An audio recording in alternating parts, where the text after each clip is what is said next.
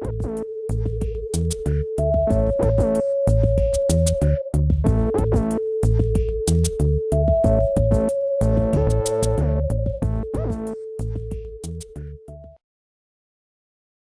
is Begin Transmission. It's an original interview series. It's produced by the Lita blog.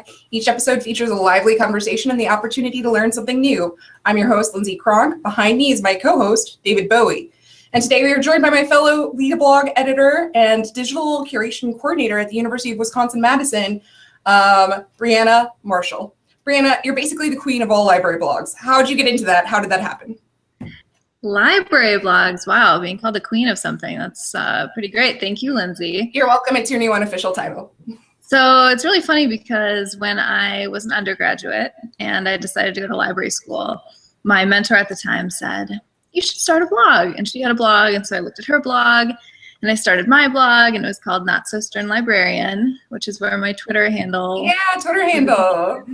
So I've actually been writing in the same space, and it's changed the looks over the years quite a few times, but I eventually bought my domain name, so now I'm writing at briannamarshall.com very sort of infrequently. I have so many drafts actually right now and things that I want to write about that I should actually just pull the trigger on, but I haven't. So yeah, and I became involved with Hack Library School when I was a graduate student, which was really a great experience. I was in a program where I was spending 3 years getting my Master of Library Science and Master of Information Science from Indiana University. So I started writing for Hack Library School when I was a semester in. And then I think it was only like 6 months later or so that I actually became an editor for Hack Library School. So it was a really cool experience, and I helped us pull together an ebook, which was really fun, and it was awesome. And then I was really sad to leave, of course, when I graduated because it was such a great group of people. And then the opportunity to work with Lita blog came up. So now I'm working with Lita blog. So it's really been fun to be able to work with different community blogs and then also to write in my own space too. Definitely. I actually noticed a few months ago that you were blogging as well for, was it Project Life, a scrapbooking blog? So you voyaged outside of even library land in blogging. Have you found that to be beneficial to your career and your trajectory? How has it maybe enhanced the process, maybe? You know, I just am becoming much more focused on prioritizing things that I care about.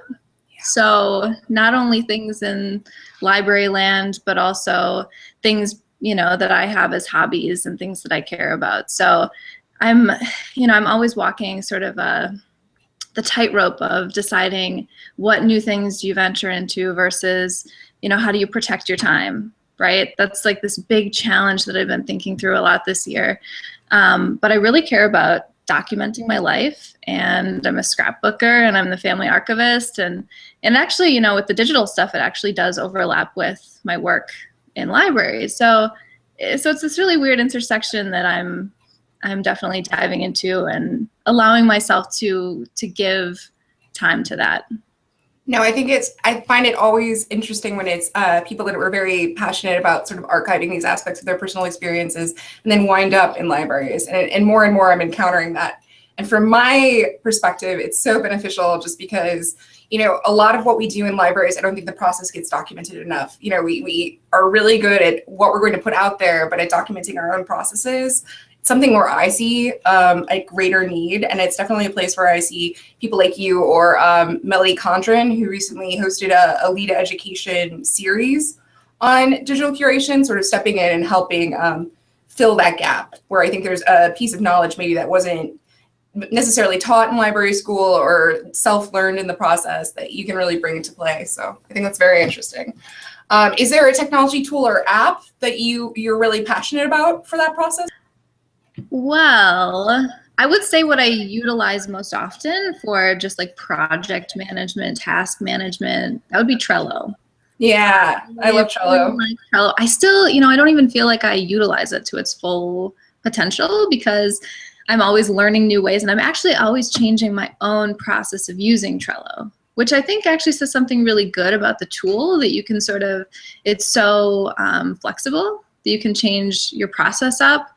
So I actually feel like I'm at the point of using Trello. I've probably been using it for like a year, so I'm probably at the point of like, it would be really good for me to re-watch some of like the ways to like boost your usage of Trello and whatnot. But I really love it. I mean, I live and die by combination of my calendar, my Trello board, and then keeping in touch with folks usually over Twitter. Yes. But I'm definitely a fan of like the inbox zero approach.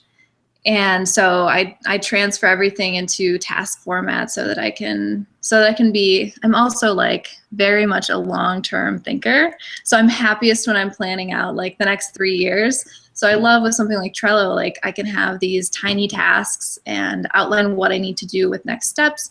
And then I can also be looking at, you know, where I want to be in 2 years. And I agree. It almost functions as a rubric for yourself in terms of professional development. Sometimes if you can table it out, figure out the incremental tasks, it all appears manageable. You can look then at the full to-do list. yeah, absolutely. Is there a skill that you'd recommend that people straight out of library school sort of cultivate? You've talked a little bit about organization, curation, anything in that vein or outside of it? You know, I think staying organized is always a really good skill because it's so hard. There's a reason that we struggle in our busy lives because we're generating more digital stuff than ever.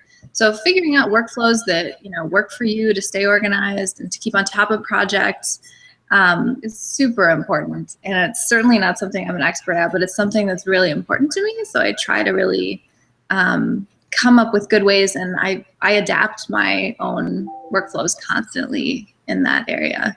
I think though, like the main thing that's important for students or emerging professionals is just to get comfortable with public speaking. It's a really scary, petrifying thing for most people. It totally was for me, and I still get butterflies when I have to give talks generally, but it's no longer like a gripping, crushing fear. And I think the earlier you can be presenting to different people and different audiences and just learning, you know, what your style is and what, you know, makes what you enjoy about it, because I think most people will find that they do enjoy something about it. The earlier you can do that when it's like low stakes, the better. I know that I'm so glad that I pushed myself to start teaching when I was in graduate school.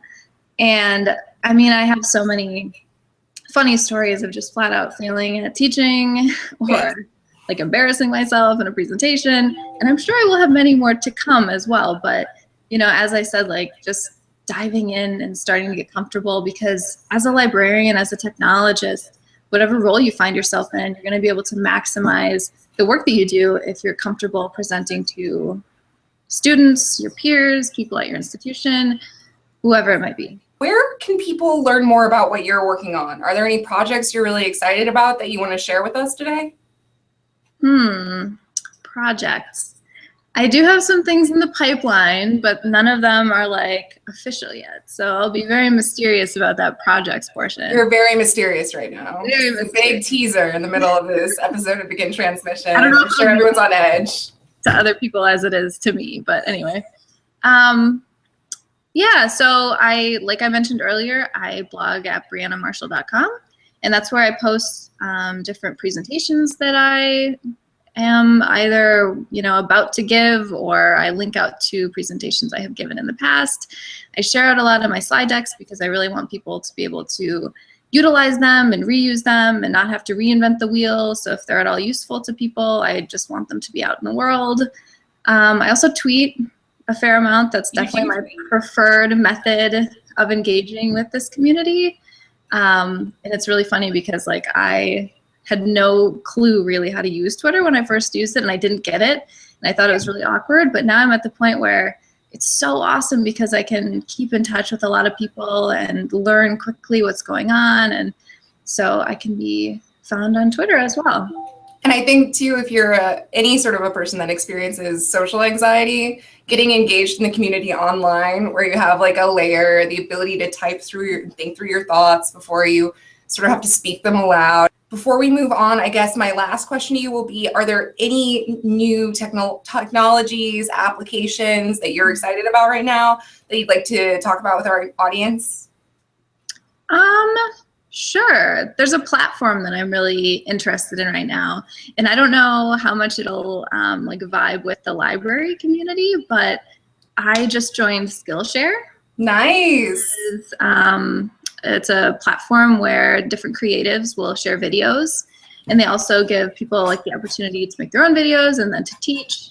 It is a paid program. Mm. It's so good. It's so good for somebody who, you know, I really need that injection of creativity for my work, and I try to pull a lot of those creative elements for the work that I'm doing myself. It's been so cool because they have these videos, you know, ranging from like 20 minutes to an hour or longer, from super sharp people, like the smartest people, the most creative people, about photography and design and even like business strategy stuff. And so a lot of things that, you know, really intersect with the work that I do professionally and also my personal interests. So I'm like so into Skillshare, and I've just been watching all sorts of Skillshare videos. And, you know, as somebody who, I'm trying to build a service. I'm trying to build digital scholarship services at my institution.